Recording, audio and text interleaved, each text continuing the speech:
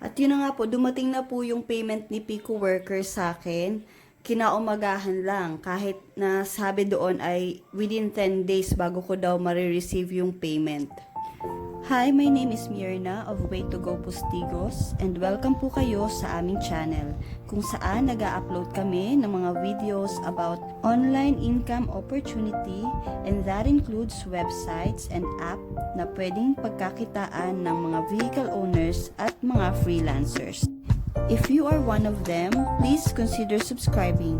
Maaaring ito na ang video na makakatulong sa'yo.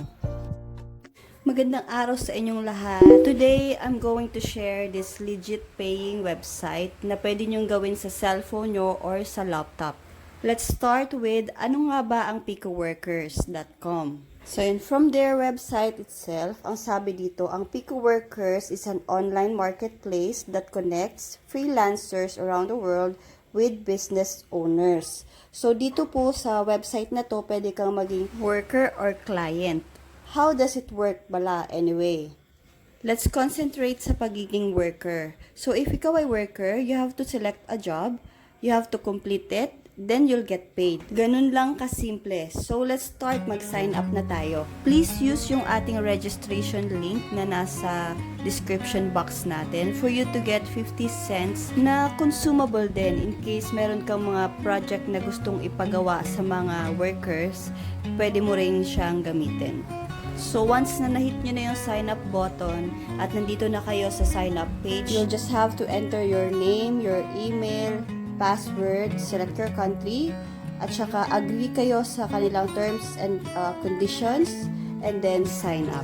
So since may account na ako, maglalagi na lang ako para may pakita ko sa inyo yung interface ng website na to. Napakasimple lang at user-friendly ng website nila. Makikita mo kaagad yung mga available na jobs na pwede mong i-take. I-scroll mo lang, then pumili ka ng type mo na job.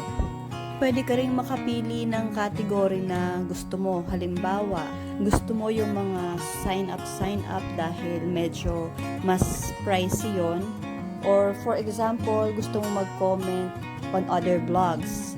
So, select mo lang yon, tapos lalabas na dyan yung mga option. Pwede nyo ring isort yung mga projects. Pwede nyo piliin yung most recent kasi nag-expire din yung mga projects dito. Or kaya pwede nyo rin i-choose yung highest paying para syempre mabilis nyong maipon yung $5.40. Yun nga pala yung kanilang threshold para makapag-cash out ka, $5.40. So syempre kailangan ipakita ko rin sa inyo kung paano natin gagawin yung mga projects or job na napili nyo. Ito nga pala tip ko bago tayo mag-start. Kailangan piliin nyo rin mabuti yung project na gagawin nyo kasi meron din ditong mga hindi nagbabayad, mga hindi maayos na client. Yung may indication na kulay green, good po yan. Or mas maganda kung i-check nyo yung profile nung client o yung nagpapagawa if paying ba siya talaga or hindi. Itong nabuksan nating project, nagre-require siya na i-input natin yung phone number. Yung mga ganitong project, hindi ko madalas tinitake, lalo na kapag humihingi ng mga personal information. You can do a little research kung legit ba yung app or website na pinapasign upan niya. So, okay lang gawin yung project. Mag-try tayo ng yung medyo madali-daling project. Tulad nga ng sabi ko kanina, piliin natin yung project na yan, may indication ng green kasi that means na paying siya or maganda yung rating ng client. So, try natin tong marketing test visit 1x. Yan, open natin. Simple lang naman yung pinapagawa niya dito. Pinapavisit niya lang yung website niya. Tapos, i-open natin yung 8 post niya. At mag-click daw tayo ng isang big ad. Kailangan lang natin basahing mabuti yung instruction, i-follow natin. Kasi may mga client na very particular sa instruction nila. Kapag may na-miss kang one step, hindi ka nila babayaran. Yun yung masaklap doon. But of course, pwede nating i-report si client if sa palagay naman natin ay nagawa natin ng maayos yung task. So let's start. Puntahan natin yung website na sinasabi ni client. Basta sundin nyo lang yung step by step na instruction ni client. So ngayon nandito tayo sa Twitter ni client. I-click natin yung website niya. Then, visit lang natin yung mga post niya. So, total of 8 post yung gusto niyang ipa-visit sa atin. Meron pa siya doon instruction na yung 5th post niya, gusto niya kunin natin yung last sentence at i-paste natin as proof doon sa picoworkers.com website. So, gagawin natin yon. So, andito na tayo sa 5th post ni client. Scroll down lang natin, hanapin natin yung last sentence ng post na to. Tapos, ika-copy natin, then ipipaste natin dun sa Picoworkers website.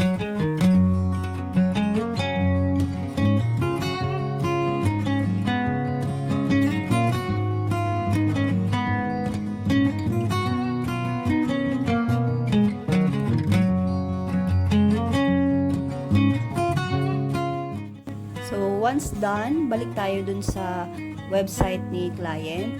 Browse tayo ulit kasi 8 post yung pinapa-visit niya. After natin ma-visit yung mga post na yon, mag-click tayo ng one big ad. So, ito na yung ad na i-click natin. Kailangan nating i-copy yung URL nito and then i-paste natin siya doon sa Picoworkers website ulit.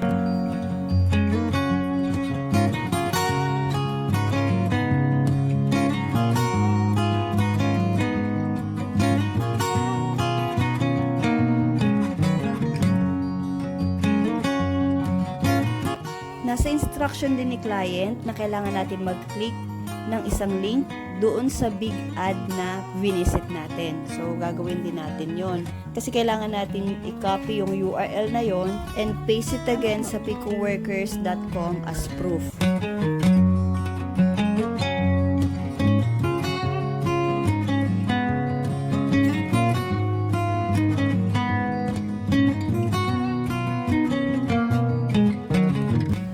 Ang last na kailangan ni client na proof ay yung time na sinimulan mo yung job at yung end time. So, isusulat na lang natin.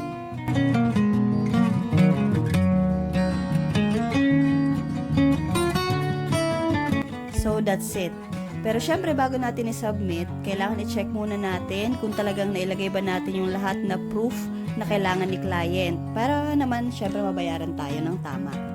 So, all set na. I-click lang natin yung submit proof. So, ayan. Ang sabi dyan, your task was submitted successfully. So, ayan na rin. Pumasok na rin yung 3 cents sa pending. Kasi i-check pa ni client yung gawa mo. Kapag na-approve, tsaka siya papasok ngayon dun sa earned. There's another way para kumita tayo sa website na to. Yes po, referral.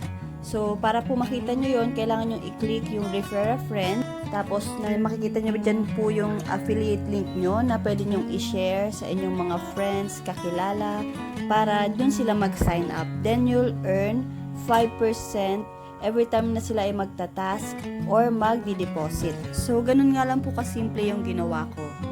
Nag-pre-record nga po pala ako nung pag-cash out ko nung October 25, mga around 6 or 7 p.m.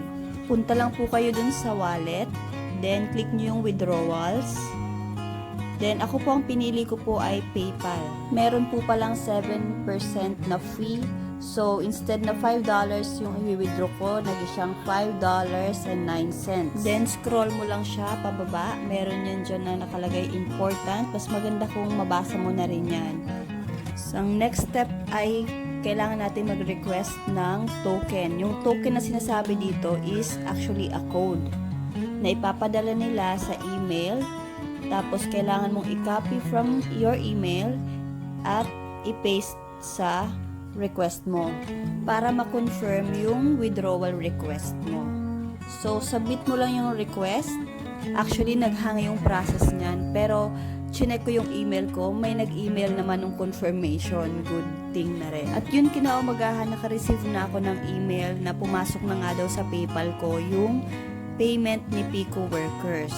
So, nung chinek ko naman yung PayPal, ando na siya. So, legit na legit talaga siya. Worth a try nga po talaga itong website na to. So, yun lang po. Sana po ay makatulong sa inyo ang video na to. At least makadagdag man lang ng extra income sa inyo. Maraming salamat po sa panonood. Abangan nyo pa po yung ating ibang videos na maaari din na makatulong pa sa inyo. God bless you all at sana lahat tayo ay kumita.